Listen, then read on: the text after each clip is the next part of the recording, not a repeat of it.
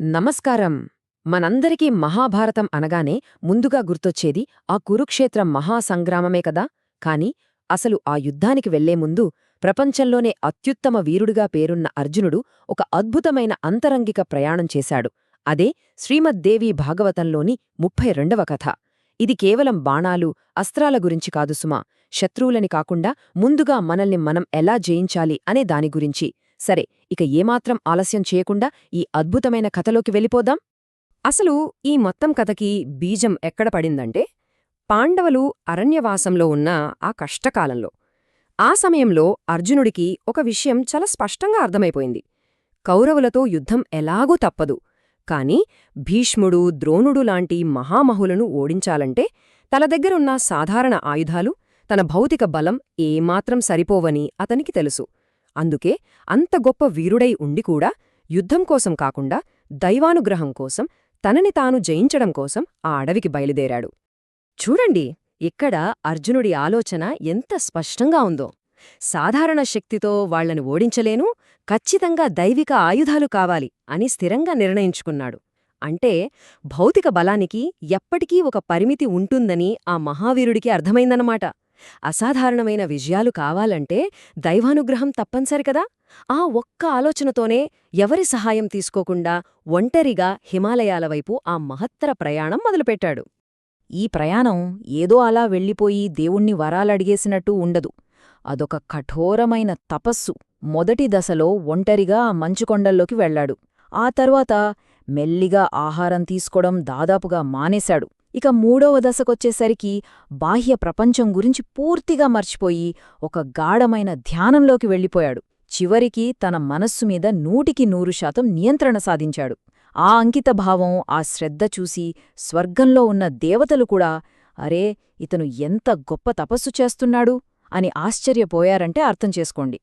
మరి అంత సులభంగా దేవుడు వరాలిచ్చేస్తాడా ఏంటి? సాక్షాత్తు ఆ పరమశివుడే అర్జునుణ్ణి పరీక్షించాలనుకున్నాడు. ఇక్కడే ఉందండి అసలు మలుపు. ఆయన ఒక దేవుడిలా కాకుండా ఒక కిరాతుడి రూపంలో, అంటే ఒక అడవి వేటగాడి వేషంలో వచ్చాడు. సరిగ్గా అదే సమయానికి ఎక్కడనుంచో ఒక భయంకరమైన అడవి పంది అర్జునుడి మీదకు దాడి చేయడానికి దూసుకొచ్చింది. ఇక్కడే ఒక అద్భుతమైన నాటకీయ పరిణామం చోటు చేసుకుంది. ఆ పందిని చూడగానే అర్జునుడు తన విల్లు ఎక్కుపెట్టి బాణం వదిలాడు. అదే సమయంలో ఆ కిరాతుడు కూడా బాణం వేశాడు. ఆ 2 బాణాలు ఒకేసారి తగిలి ఆ పంది అక్కడికక్కడే పడిపోయింది. ఇంకేముంది, మన అర్జునుడిలో ఉన్న నేను ప్రపంచంలోనే గొప్ప యోధుడిని అనే అహంకారం ఒక్కసారిగా బయటకొచ్చింది. ఈ పందిని నేనే చంపాను అని చాలా గర్వంగా అన్నాడు. దానికి ఆ వేటగాడు ఏమాత్రం తగ్గకుండా, లేదు, నా బాణమే ముందు తగిలింది, ఈ వేట నాది అని ఎదురుతిరిగాడు. ఇక్కడ మనం గమనించాల్సిన ఒక ఆసక్తికరమైన విషయం ఏమిటంటే, ఆ చిన్న వాదన కాస్త వారి మధ్య ఒక భయంకరమైన యుద్ధానికి దారితీసింది. కానీ ఇక్కడ అందర్నీ దిగ్భ్రాంతికి గురిచేసే విషయం ఏంటంటే, ఎవరికీ ఎదురులేని మన అర్జునుడు ఒక మామూలు అడవి మనిషి మీద గెలవలేకపోతున్నాడు. అదెలా సాధ్యం? తాను ప్రయోగించిన దివ్యాస్త్రాలన్నీ ఆ వేటగాడి ముందు తేలిపోతున్నాయి. తనకున్న అపారమైన యుద్ధ నైపుణ్యాలన్నీ పూర్తిగా విఫలమవడంతో అర్జునుడికి నిజంగానే మతిపోయింది. చివరికి అమ్ముల పొదిలో ఒక్క బాణం కూడా మిగల్లేదు. ఆ ఒక్క క్షణంలో అర్జునుడికి ఒక అద్భుతమైన సత్యం బోధపడింది. తన అహంకారం పూర్తిగా మొక్కలైపోయింది.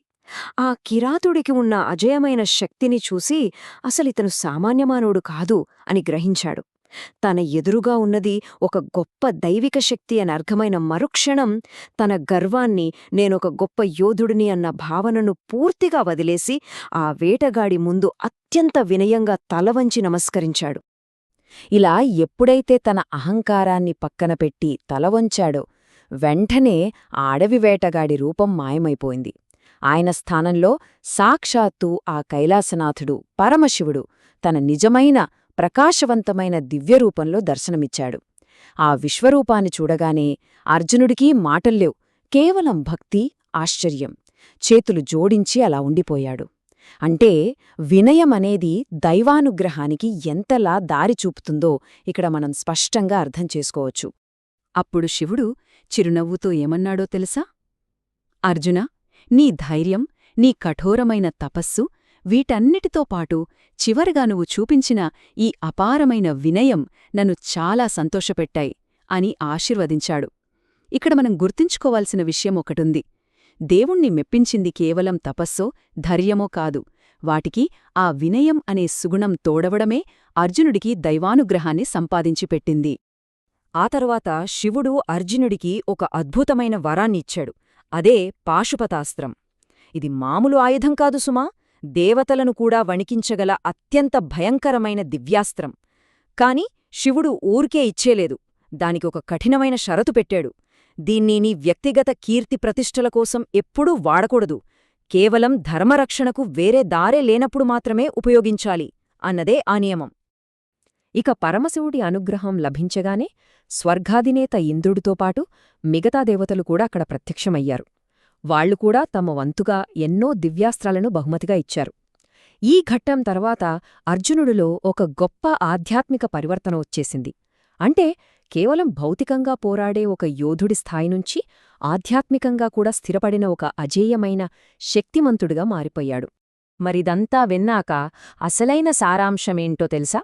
ఈ కథలో ఉన్న ప్రతి ఘట్టం వెనక ఒక అద్భుతమైన జీవిత పాఠం దాగుంది. యుద్ధానికి ముందు తపస్సు చేయడం దేన్ని సూచిస్తోంది? నిజమైన బలమనేది ముందుగా మన మనస్సును నియంత్రించుకోవడం వల్లే వస్తుందని. ఆ కఠినమైన ఉపవాసాలు కష్టపడకుండా అసాధారణ ఫలితాలు రావని చెప్తాయి. శివుడు వేటగాడిలా రావడం, దేవుడు మనకు ఏదైనా గొప్ప వరాన్నిచ్చే ముందు మన అంతర్గత బలాన్ని ఖచ్చితంగా పరీక్షిస్తాడని చెప్పడానికి ఒక ఉదాహరణ. ఆయుధాలు వదిలేయడం చూస్తే వినయమే అన్నిటికన్నా గొప్ప సుగుణమని అర్థమవుతుంది. ఇక పాశుపతాస్త్రం షరతు చూస్తే నిజమైన శక్తి ఎప్పుడూ ఒక గొప్ప బాధ్యతను మోసుకొస్తుందని, అది కేవలం ధర్మం కోసమే పనిచేయాలని మనకు నేర్పుతుంది. ఈ అద్భుతమైన ప్రయాణం ద్వారా మనం నేర్చుకోగల అంతిమ విజయరహస్యం ఒక 3 అంచెల సూత్రంలో దాగియుంది. మొదటిది ఆధ్యాత్మికత, అంటే ముందు మన ఆలోచనల్ని, మనసుని జయించడం. రెండవది రాజీపడని కృషి, అర్జునుడు చేసిన ఆ అలుపెరగని శ్రమ లాంటిదనమాట. ఈ రెండు సరిగ్గా కుదిరినప్పుడే ఆ మూడవదైన అసాధారణ విజయం మన సొంతమవుతుంది. మన జీవితంలో వచ్చే ఏ పెద్ద సవాలునైనా ఎదుర్కోవడానికి ఇదే అసలైన సమీకరణం. సరే, ఈ విశ్లేషణను ముగించే ముందు మనందరం ఒక్కసారి ఈ ప్రశ్న వేసుకుందాం. మన జీవితంలో అత్యంత కఠినమైన పరిస్థితులు ఎదురైనప్పుడు మనం కేవలం మనకున్న ధనం, హోదా లాంటి బయటి ఆయుధాల మీదే ఆధారపడుతున్నామా, లేక ముందుగా మనల్ని మనం జయించడానికి ప్రయత్నిస్తున్నామా? మనలోని అహంకారాన్ని పక్కనపెట్టి వినయంతో కష్టపడితే సాధించలేనిదేదీ ఉండదు. ఈ గొప్ప ఆలోచనతోనే ఈనాటి మన విశ్లేషణను ముగిద్దాం. ఇక తర్వాతి విశ్లేషణలో మరో అద్భుతమైన కథ గురించి మాట్లాడుకుందాం. అదే యక్షప్రశ్నలు, ధర్మరాజు జ్ఞానానికి మరియు ధర్మానికి జరిగిన ఒక గొప్ప పరీక్ష. అంతవరకు సెలవు. నమస్కారం.